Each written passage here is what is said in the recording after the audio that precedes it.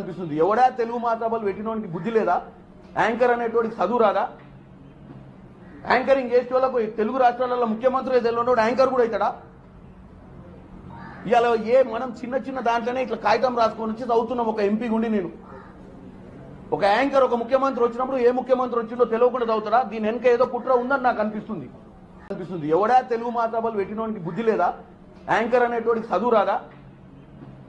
Anchoring చేసే వాళ్ళకు తెలుగు రాష్ట్రాలలో ముఖ్యమంత్రి తెలియనోడు యాంకర్ కూడా అవుతాడా? ఇవాళ మనం చిన్న చిన్న దాంట్లోనే ఇట్లా కాగితం రాసుకొని వచ్చి చదువుతున్నాం. ఒక ఎంపీ గుండి నేను ఒక యాంకర్ ఒక ముఖ్యమంత్రి వచ్చినప్పుడు ఏ ముఖ్యమంత్రి వచ్చిందో తెలియకుండా చదువుతాడా? దీని వెనక ఏదో కుట్ర ఉందని నాకు అనిపిస్తుంది.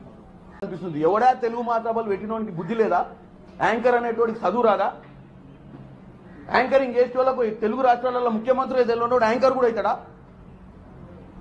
ఇవాళ మనం చిన్న చిన్న దాంట్లోనే ఇట్లా కాగితం రాసుకొని వచ్చి చదువుతున్నాం. ఒక ఎంపీ గుండి నేను ఒక యాంకర్ ఒక ముఖ్యమంత్రి వచ్చినప్పుడు ఏ ముఖ్యమంత్రి వచ్చిందో తెలియకుండా చదువుతాడా? దీని వెనక ఏదో కుట్ర ఉందని నాకు అనిపిస్తుంది.